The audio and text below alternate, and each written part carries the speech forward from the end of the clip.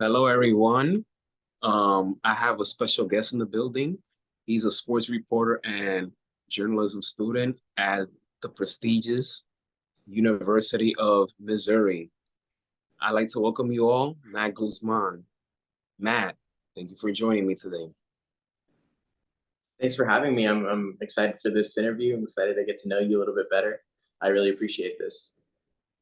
Well, here I want to get to know you better. We would like to know more about you. So you're currently pursuing a journalism major at University of Missouri. You're a person that's very passionate about sports. Where did this drive and passion start for you? Yeah, so I mean, I've always been interested in sports. Both my parents went to A&M, and so I was actually born and raised in Aggie. So from a young age, I started watching football, started getting into basketball, and so I was just kind of always around it from both my parents and my extended family because they were all big Spurs fans. And so just, as long as I can remember, I've been watching basketball and football. And so I've always had a liking for it. I always liked to play it as a little kid. And then it didn't really start until about high school when I realized that, like, hey, this passion for sports could actually be a career and not just something I like to do on the side. And so I kind of took that interest that I had in sports and just all the background that I'd had with it in the past. And I kind of used that to be like, hey, I could be a sports writer and this could really be a thing that I pursue. And so that's kind of where I got started. Speaking of the Aggies, did you see the documentary Untold of Johnny Manziel? I did. That was, you know, I like to think that I knew a lot about that, how it all went down, but not even I could tell you half those things that they were telling in that documentary. It was really well done, but a lot of it was crazy. I was not expecting to hear some of those things that he was talking about, especially the part about him thinking about taking his life. Like you would never have known from the outside. But So tell us about how's the culture like in University of Missouri? Because we know this is one of the top schools for journalism. So tell us how's the experience like? How is it? yeah, absolutely. So this is going to be my second year. But last year, I got the privilege of being put in this, they call them freshman interest groups. And so I was constantly surrounded by a bunch of other students who were really passionate about writing, about journalism, just all the different things. My roommate was a videographer for the Mizzou athletics team. And so all of us kind of had our own little niche. And I think that helped me to grow a lot as an individual, both as a person, but also like on the professional side of things. And I think that's one of the greatest things about this school is that everybody who comes here has a drive and a passion to do what they're doing. And so just constantly being surrounded by those people kind of motivates you in another way that you wouldn't really get anywhere else. And so I've definitely enjoyed the culture. I like being pushed by my peers and at the same time getting a chance to just kind of enjoy college and be, you know, in the best 4 years of your life, as you've been told. So it's been exciting. Would you say that basketball is your favorite sport to cover? Absolutely. And I think I like it a lot because it's so fast paced. It kind of takes a special kind of attention span to be able to, call the plays and remember what's going on as you're trying to write a story during the game. But there's also so many storylines that kind of go on off the court as well. And that's what I love about it. Awesome, awesome. And speaking of basketball, you currently serve the NBA reporter for Fan Nation. So you cover the Texas teams basically, San Antonio Spurs, Dallas Mavericks, even the Oklahoma City Thunder. Um, how did you land it on Fan Nation? Yeah. So, like I said, everything starts from the Aggies.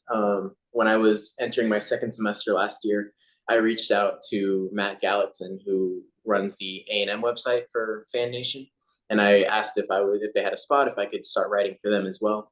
And he was like, "Yeah, I mean, you can start, but that's kind of not how this works." And he let me know that the group that I work with, they own a lot of the sites or I guess they contract a lot of the sites from Fan Nation. And so I started with the Aggies, and that later turned into the Texans, and then the Spurs, Mavs, and all of the above. But that's how I landed on Fan Nation, and since I've loved it, I like that we do get a good amount of coverage. People come and read our site, and they want to check out what we have to say, and so I enjoy getting to write for a bigger audience for sure. So recently it was the Naismith Basketball Hall of Fame, and we saw a lot of San Antonio Spurs legends get in. You have, well, just San Antonio in general.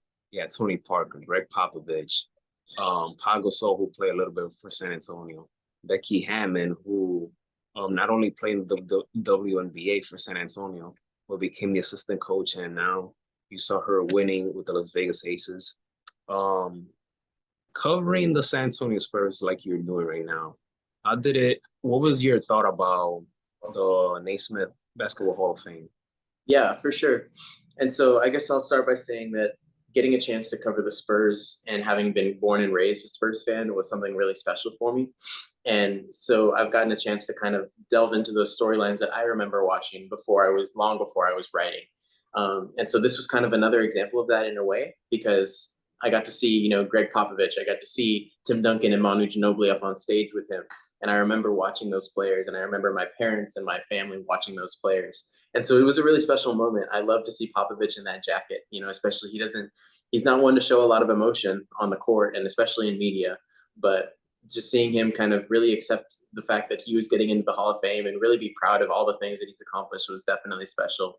So it's awesome to cover a team that has such a storied history, especially because it's such a small market. Because I'm half of my family is from San Antonio, so I've taken countless trips down there, and the culture over there is just so strong for Spurs, and it's awesome to kind of see that. And especially now that Wembanyama's there, they're going to get a lot more attention, a lot more coverage, and just kind of seeing. I hope that that culture and how strong it is starts to be a little bit more recognized. You know what I mean?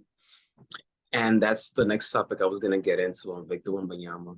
Um, I feel that because of so much hype that is around him, I feel that he landed in the perfect situation because San Antonio is a very first class organization. They know how to develop players. They know they don't take the, how can I say, they don't read the, I'm gonna quote Sean Elliott in this regard. Guys are like David Robinson, Tim Duncan, the list goes on. They never open the superstar booklet, meaning thinking that it's all about them. No, it's all about the team, and that's why they've won since 1999. They've won 5 championships. So have a guy like Victor there, I believe that if he stays healthy and he's well developed, he's gonna supposedly they're saying he's gonna change the NBA forever. I feel that he's a combination of Rudy Gobert, Kevin Durant, and Dirk Nowitzki all in one. So because not just offensively but defensively as well. So what are your thoughts about him so far? Yeah, it's been a pleasure to cover him, especially because I guess you saw that a while ago.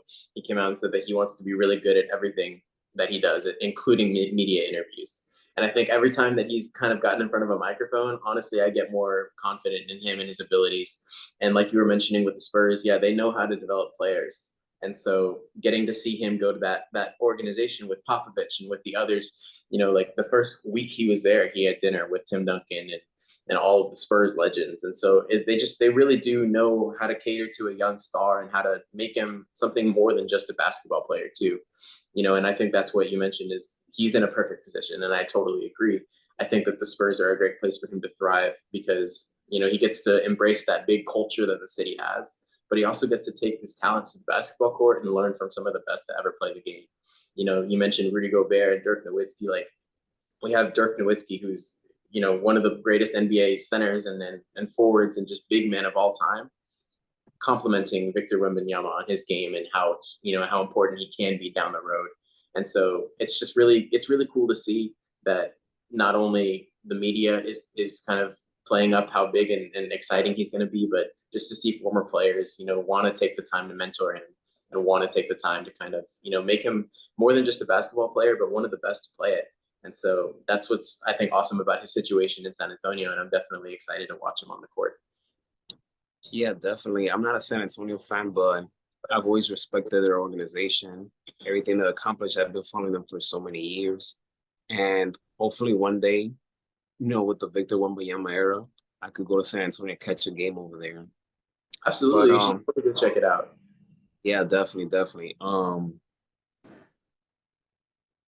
Since you're a journalism student, what do you what do you want? Like, do you want to be a sports reporter and a writer, or do you want to do more? Have you ever thought about going to broadcasting or um start your own sports company? Or like, I know it's early so far because you're still in school and you're still, focusing one thing at a time. But have you ever thought about dreaming that big in terms of, do you want to see something else to do more with your life in the future?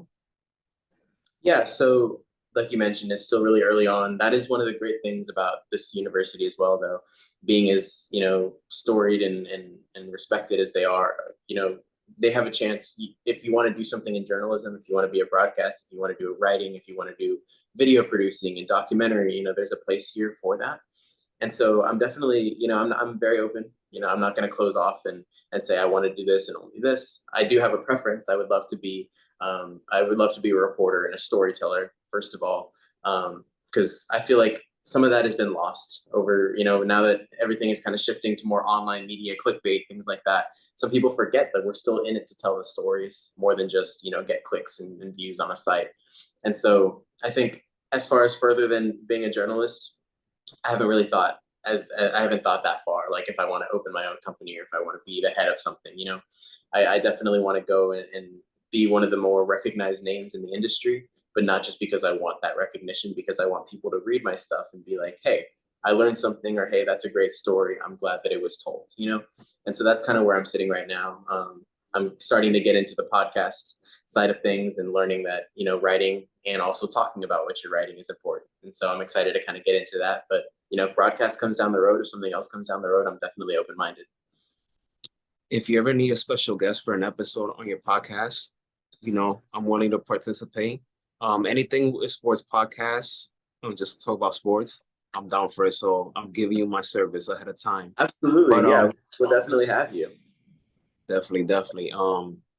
So to wrap things up, where can we follow you and your work? And also, any advice or thoughts that you have for anyone that's coming out of high school that wants to get into journalism? Absolutely. I think I'll start with the advice first. I think my biggest piece of advice, the biggest thing that I learned last year is that it's really important to take pride in what you do, no matter what it is. I started out with the school paper covering college sports. I started out with the town paper covering high school. And, no matter where it is, whether it's high school, college, professional, there are stories to tell. And especially at the high school and the college level, a lot of those athletes are they're some of the NBA stars kind of lose sight of what they're in it for because they have the money, they have the fame. Those high school players haven't made it yet. And so a lot of them have the intensity, they have the motivation, the drive to do so much with their work and on the field, off the field. And so whatever it is you're doing, even if it's something small to start out with, put your best foot forward and always, give 100%, right? Every story, like, it's going to be broadcast nationally is kind of what I've learned. And don't be afraid to try things. If you don't think that something is for you, at least give it a try before you kind of, write it off, because there are so many opportunities out there, especially in journalism, whether it's on the TV, behind the camera, on the field, there's so many different things you can do with it. So don't be afraid to try new things. And then I guess for your second or for the first part that you mentioned, all of my work can be found either on my online portfolio, which is mattgzman.com. And so it's mattgzman. That's my Instagram, that's my LinkedIn, that's my Twitter, all of the above. And so anything that I write and I do, you'll find on my Instagram, my Twitter, my portfolio. There you have it, folks. I'm gonna put all that information down below in the description. Matt, thank you so much for taking the time to do this interview. Best of luck to you. You're in a great school, so continue to network, continue to tackle every little small opportunities. Any wins, any small wins is great. It builds momentum. So continue to do what you're doing, and yeah, best of luck. I'm looking forward to see what these next few years will look for you down the road. Awesome. Thank you so much for having me. I really appreciate it.